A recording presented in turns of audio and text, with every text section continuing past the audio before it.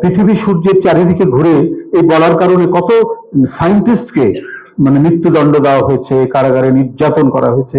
Galileo বহুদিন নির্যাতিত হয়ে কারাগারের মধ্যে ছিলেন, হত্যা করা হয়েছে কত কত বিজ্ঞানীকে। মানে বৈজ্ঞানিক সত্যের কথা উচ্চারণ করার কারণে এই সমস্ত বিষয়গুলি আমরা সে সময় দেখেছি।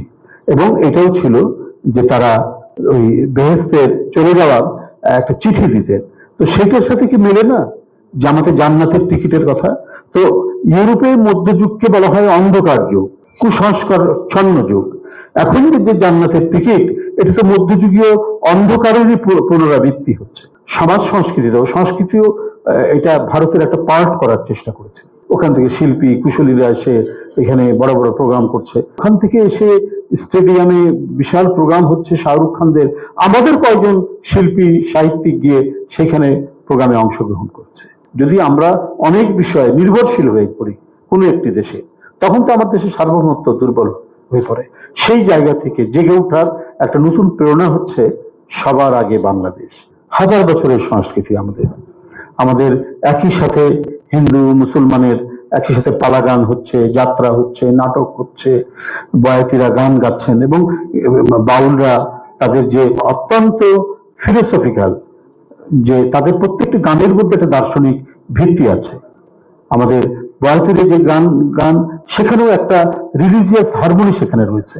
আমাদের সাহিত্য সংস্কৃতির মজবুত যে মোজাইকটা, এটা হচ্ছে রিলিজিয়াস, মানে আমাদের যে ভ্রাতৃত্ব, ধর্মীয় ভ্রাতৃত্বের যে আমাদের বন্ধন, এই অটুট বন্ধন দিয়েই আমাদের সামাজিক ভিত্তিটা রচিত হয়েছে।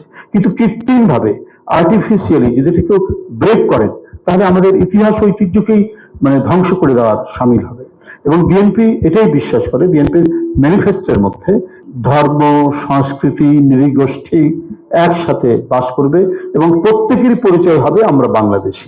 বাংলাদেশি বললে আইডেন্টিফাই করা যাবে না যে এ হিন্দু ও মুসলমান, কারণ বাংলাদেশি বলার সাথে সাথে বাংলাদেশের যে কেউ হতে পারে, সে হিন্দু হতে পারে, মুসলমান হতে পারে, বৌদ্ধ হতে পারে, খ্রিস্টান হতে পারে, সাঁওতাল হতে পারে, যে কেউ হতে পারে। বিএনপি কখন দেখেন না যে এত অত্যাচার, এত নিপীড়ন, আজকে ভদ্র মহিলা কিভাবে মানে কঠিন অসুস্থতায় চিকিৎসাধীন রয়েছে, অথচ এই মহিলাকে যদি আপোষ করতেন, আঘাত করতেন, তাহলে দেশের বাইরে কবে চলে যেতেন। ফখরুদ্দিনরা চেষ্টা করেছে, ওনাকে পারেনি। হাসিনা কত চেষ্টা করেছে, তারপরেও পারেনি। কারণ যে সুস্থ মহিলা হেঁটে কারাগারের ভিতরে ঢুকলেন, আমরা টেলিভিশনে দেখলাম, সে মহিলা বেরিয়ে আসছেন হুইল চেয়ারে।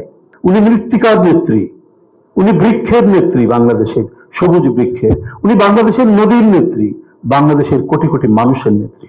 তাই উনাকে বাংলাদেশ থেকে বের করানো যায়নি, কিন্তু আরেকজন নেত্রী কথায় কথায় উনি কিন্তু বিপদ দেখেই চলে গেছেন।